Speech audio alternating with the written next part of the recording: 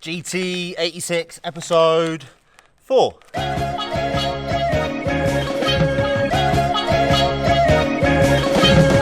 Good afternoon, you fabulous people. The sun is shining, it's 23 degrees, it's blue sky for the rest of the week. Today I'm off up to the farm to do episode 3 or 4, I'll work it out when I get there, of Mitto's GT86. His turbo has now arrived and his new wheels have arrived as well, so lots of exciting stuff coming up today. Before I go, I've just introduced a brand new pretty sick reward on Patreon. I've now got a proper Monky London Discord chat server. Discord is basically like sort of Skype or WhatsApp. Once you've signed up to Patreon, you can download Discord and link your Patreon to Discord. It's basically like a massive chat server. If you guys want to chat loads about cars or chat with me or chat with the rest of the ML family, make sure to check out my Patreon out down here. I noticed with other YouTubers in the comment section, a lot of you guys get a bit peed off that you can't really sort of speak to the guys themselves, the guys creating the content. So with Discord, it gives you a real sort of chance to come on board, have a proper chat with me. You can ask me pretty much anything, no nudes. I'm just going to shut up for 2 minutes so we can take on board how sick Lee's RX-7 really is. Look at that beauty, absolutely sexual. Lee's promised me a review on that as soon as it's ready, so yeah, I'll keep you guys posted on that one. Right, I hath arrived at the farm. Mr. D! Woo-woo! What up, son? Mr. M. Mrs. K. Mrs. Fist bumps. Ms. K. Ms. K. Ms. K. Mrs. S.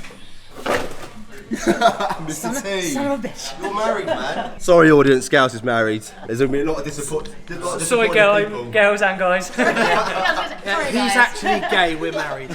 Yeah, they're actually married. Husband and wife team. Nice wheels, man. Mitto's got new wheels. Nom nom. Very nice. Pretty happy with that. Yeah, man. They're A bit wide. They're quite wide. They look very JDM. They are. They are. They've just arrived in from JDM Distro. Yeah, Ireland. In Ireland. From Japan. From Japan. A bit long-winded. But they're Enki RS05RR. Pretty decent used set. There's a bit of paint missing, but nothing we can't. Refurb won't sort out. fix. Yeah. 18 by 10.5. Yeah. Plus 18 offset, but because of extended lower arms and stupid stuff, Spacers, yeah. minus 36. They do stick out quite a bit, don't they? A little bit, yeah.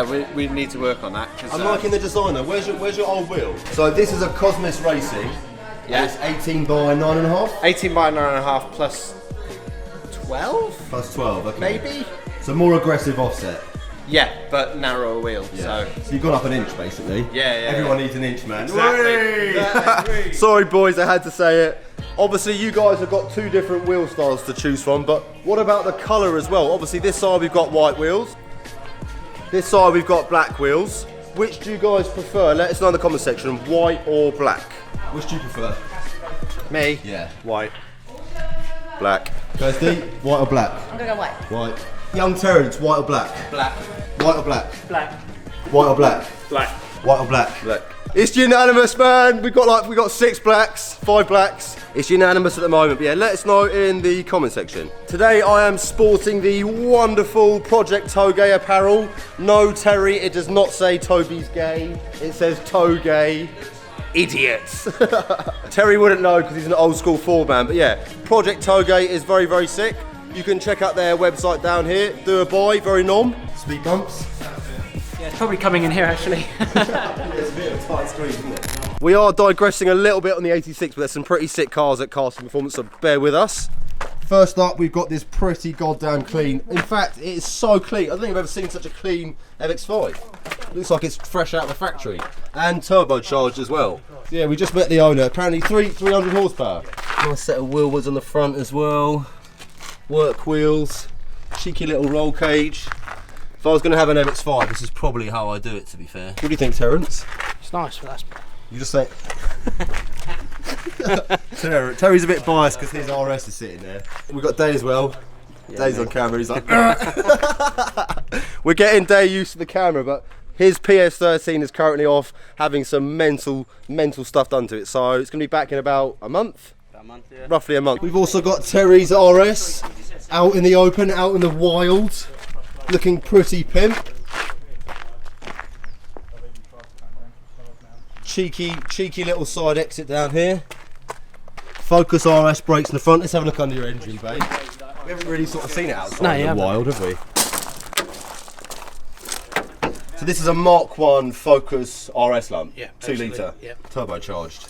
With the How many gearbox. boostings? At the minute, it's like 10 psi. When you've mapped it, 22. which will be a massive power increase. My mapper said it's got between 100 and 150 to go. It's about 250 at the minute. Yeah. Nice and tidy in here as well, man. I wouldn't think there's a huge amount of Escort sort of still left in this current condition, is there really? No, I kind of get frowned upon, to be honest with you, because I modify it. Yeah. And I use it. They're supposed to be. Yeah, Terry's a little bit shunned in the RS owner's world because he's modified it, but it's his car at the end of the day, he can do what he pleases. Oh, nice Corbos, man. Corbo Club Sports. Yeah, nice bucket seats. And this is an RS steering wheel. Yeah. That's been sort of retrimmed. Retrim for me, yeah. Yeah, nice. Puma dials, sick. Look, Defi ZD. Very JDM, man. Anyway, we are massively digressing. We're going to go back and check out the GT86. A couple of things arrived, which I may or may not have already test fitted. But basically, got a new manifold from Walton Motorsport, which is this little doozy here. Yum, yum. So what I'm running exactly the same on my SR20 and my S15. yeah.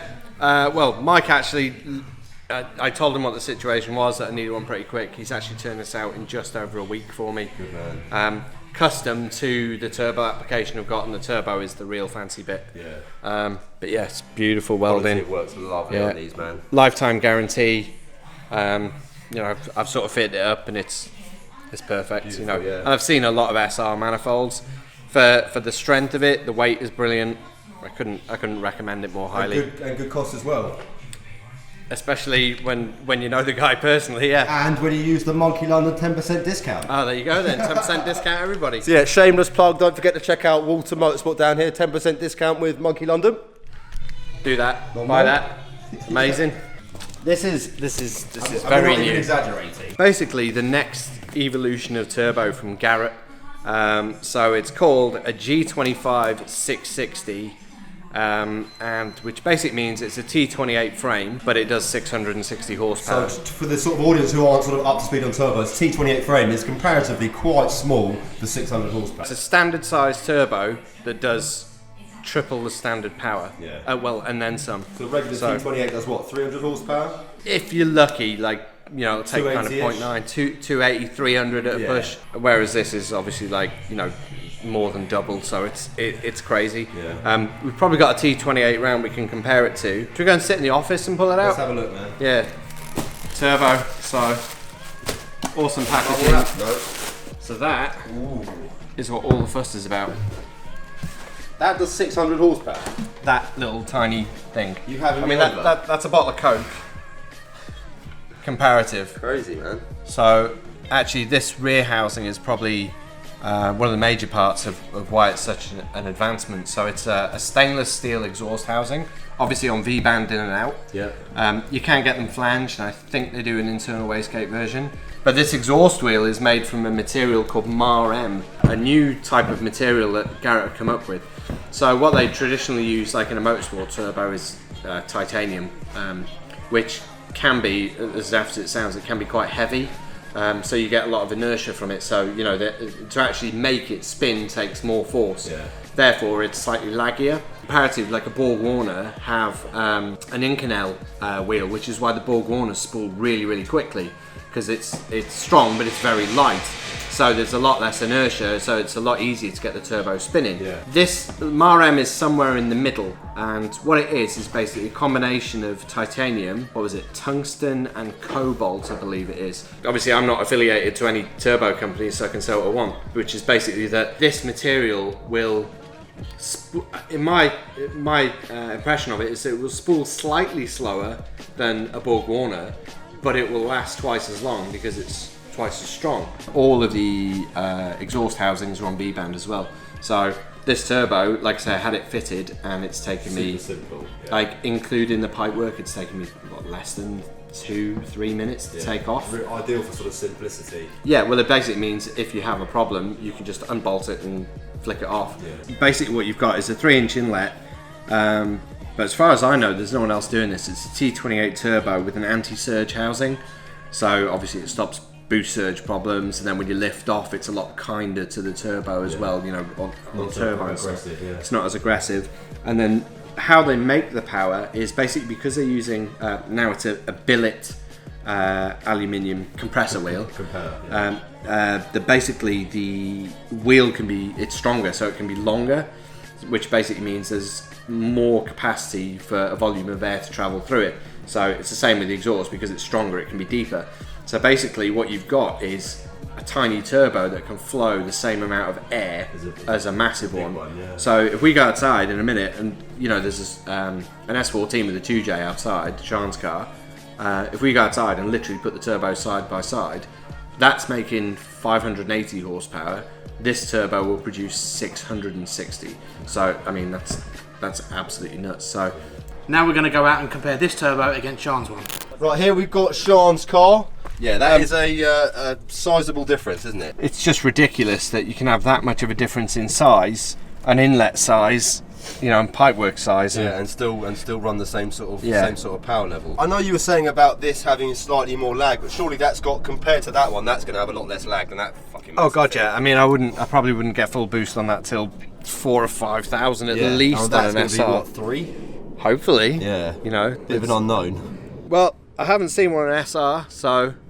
You know, I think this could be a game changer right here. Yeah. So you've seen it here first. I want one now, man. Exclusive. I thought I was all flash with my Gen 2, but hopefully, if you have really good results, Garrett will see this, know that I run a Gen 2, and maybe they'll give me one. Yeah, and give me a spare. That'd be really nice. Cheers, Garrett.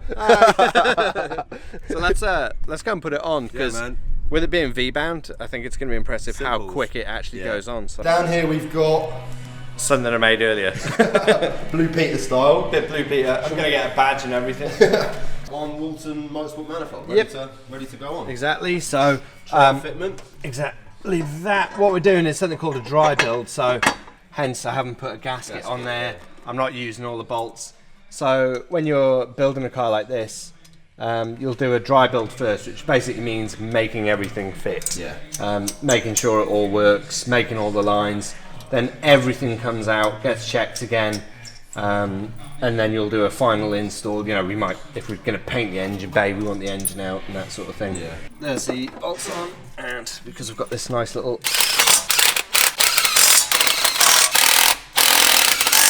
So now we've got the manifold just loosely bolted on. This is a V-band connector, so you can see that on here there's this flat face with a lip on it. So what happens is this slides over, and as you clamp it, it holds onto that lip.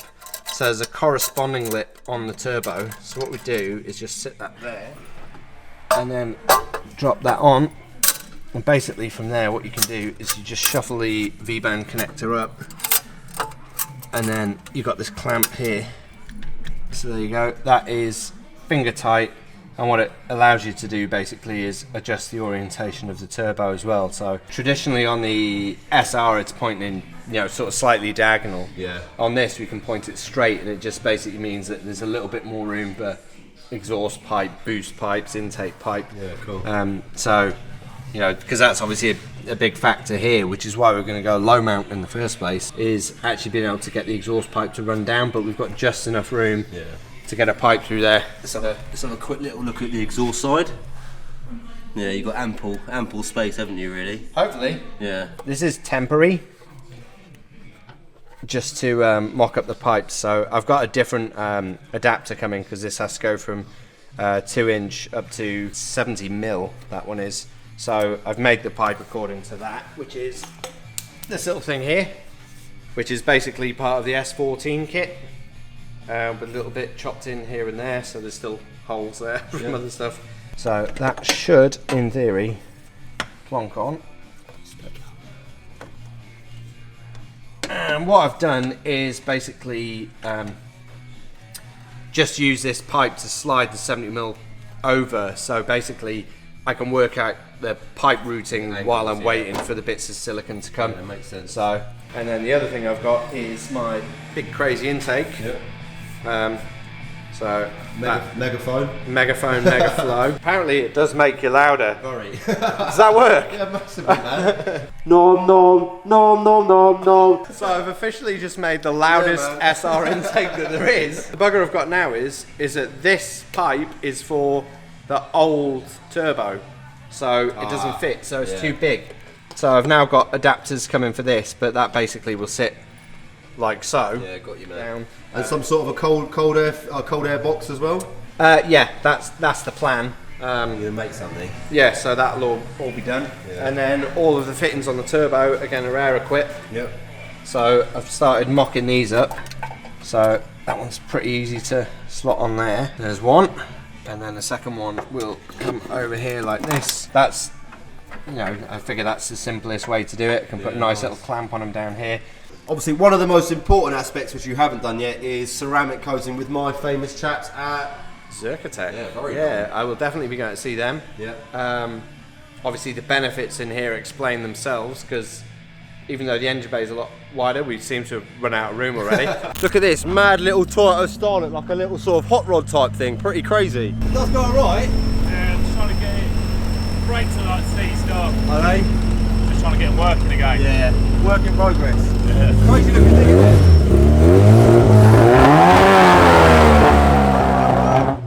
Crazy, man. I think they're just trying to work out our misfire as well, but it's got an ST 170 lump in that, so 170 horsepower, and it weighs half a ton. So I'm assuming it's pretty quick. Back with the Mitto. He's actually called Mitto, but I've seemed to have rearranged his name to Mitto, so we're now calling him Meat-O. It's like a really chunky breakfast treat, isn't it? Mitto bar. And now you've got the radiator back in, the intercooler. Yeah. It's all bolted up. I've made the hot side pipe work. Oh yeah. So obviously it's next to the turbo, so in theory the air is hot. So it comes through here, dips down into the headlight, into this bend here. Nice. And like you said, nice smooth bends. Smooth as well. bends. I mean, there's one 190 degree. Yeah. It's unavoidable, you know. You could actually bolt the turbo to here and then you wouldn't have to have a 90 degree. That's true. That's true. We'd have to get a slightly different manifold. That brings a whole new name to front mounts. So what about the cold side? That is literally what I'm just trying to figure out. So I happen to find we have a big parts bin with bits of scrap pipe and things. So I found these random bits of silicone that just about attach while I'm waiting for mine in the post. Yeah, cool. So I've just got to work out how to route How to it. basically get from there to there. Yeah, which seems really simple, but when you're trying to not make too many like solid bends, Nasty bends, yeah. you've got to account for like different pipe sizes. It's actually quite complicated. So if you look where the top of this pipe is, it's clear there and it's clear on the underside, and then literally go to the other side, you've got that tab there Yeah, I see. and this bit of metal here as well. So I've slightly I've massaged them. That's what we call it. Yeah, slightly modified it. I hit it with a hammer. That's what happened. So I've hit it with a hammer and created a bit of clearance. Sweet. Obviously, the actual bend that you need is pretty. You know, like obviously it's a 90 degree, which then has to come around to this. So it's almost like a 120 degree bend. So it's like I kind of want a 90 degree bend, but obviously it's got to sort of swirl through, so it's a nice radius curve. So in theory, what I'll end up doing is probably chopping this pipe in various angles until it's sort of, instead of just being a 90, it's like a 90 that sort of rotates through itself. With a slight sort of angle in it. Almost. Yeah, but it's working out where to chop them. You can do this on CAD. I'm not going to. Mostly because I haven't got CAD, so. We have the 90 degree bend from the intercooler. Yep. We have a vice. We have a vice. We have some sort of cutting instruments. Big wobbly saw. Let's do some cutting.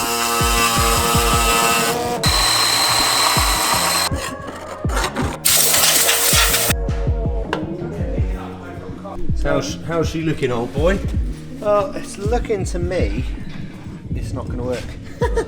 I might need to chop it down a bit more. Effectively what I'm trying to do is shift this pipe over to the point where all I need is a 45 degree bend. Problem is the bend has to be really exact, because there's just no room. There's only one space it can go through. It's not meant to have a pipe there in the first place, so putting one of this size there is a bit of a mission. Scousey's now actually finished lowering his GT86. I must admit, it's looking pretty goddamn gnarly. Check it from the front. How much does this lower, Scouse? 20 mil? It's 20 mil from what it was before, but it was already lower than stock. So is this like 40 or 50? Probably 80, 60 or 80. Really that much? Yeah. I don't know, you need to see a stock 86, they're quite high. Looks pretty savage though, doesn't it? You've got quite chunky tyres on it as well, which is nice. There's nothing worse, I can't stand like really stretched, skinny tyres. No, bit more sort of, work. a bit more race car. Well, they're like semi-slicks, like it doesn't make sense to have them really low profile and stretched and yeah, just shit basically. Well, it looks really good. Fucking hell, that is the sickest decal I've ever seen. Yeah, I got it off of eBay. I know it's a dodgy seller. Don't forget, sick decals available on my Patreon, very norm. Quite nice these works. Oh. Scouse just going to quickly start up his WRX STI.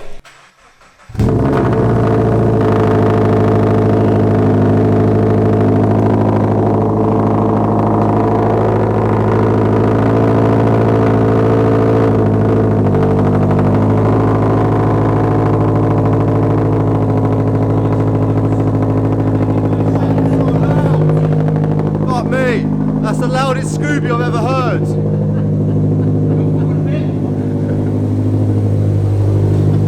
Lights look cool as well, don't they? Yeah, right. Shit, man. Wait, turn your air suspension on, man. Oh mate, I've got to send a picture of that to Garrett. Pretty close.